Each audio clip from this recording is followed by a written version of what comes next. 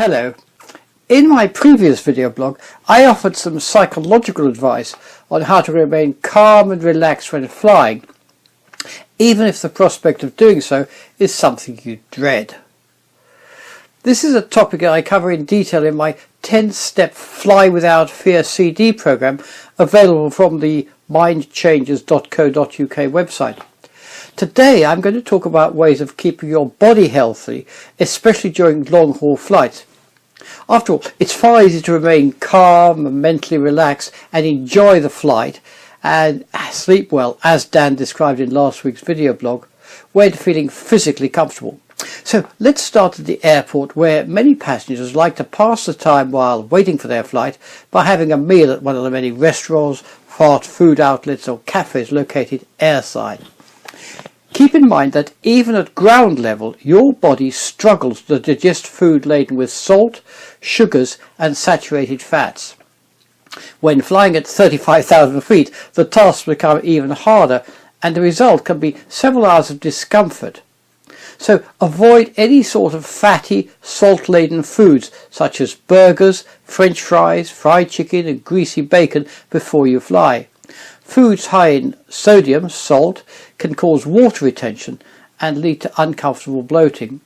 Sitting immobile, often with little legroom for hours on end, can result in swollen ankles or, even worse, deep vein thrombosis, DVT.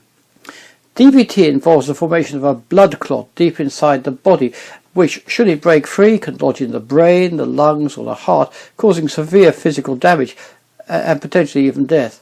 So, apart from leaving your seat at least once an hour to exercise your legs by walking up and down the aisles and by stretching, watching what you eat really helps prevent DVT. Foods high in saturated fats and salt can constrict blood flow and should be avoided both at the airport and in the sky. Remember that aircraft cabins are not pressurized to ground level, but to the far thinner atmosphere you would expect to find at 12,000 feet.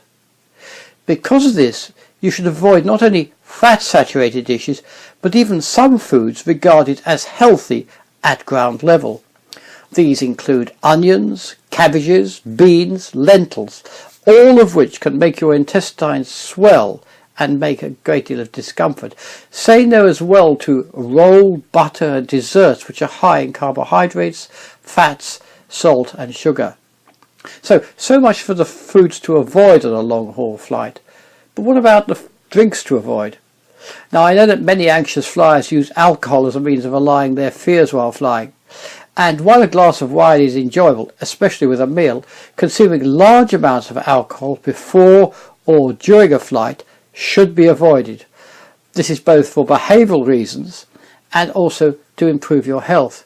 Given the ultra-dry air and high sodium food served on aircraft, dehydration is a serious problem for the body. If you do like to have several alcoholic drinks, then be sure to counteract the effects of the alcohol, the dehydrating effects, by sipping plenty of water.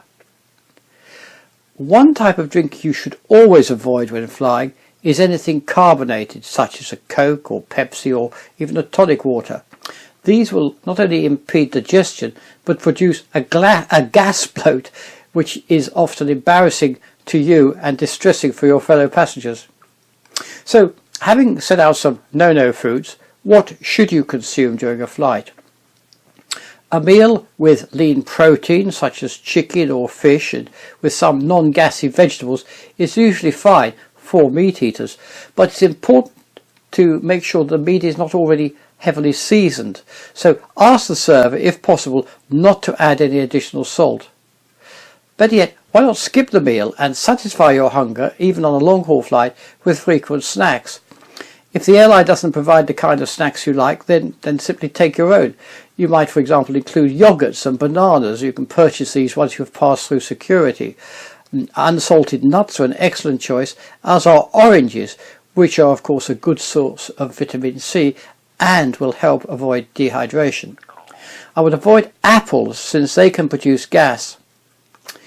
In summary, shun foods high in salt, sugar and saturated fats. Stay away from carbonated drinks and keep alcohol consumption to a minimum.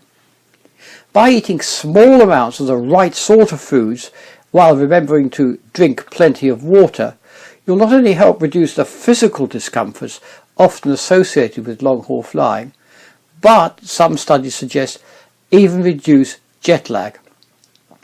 In our next video on how to enjoy a great holiday, Dan will explain how to ensure restful sleep when sleeping in an unfamiliar bed and in the surroundings of a hotel far from home.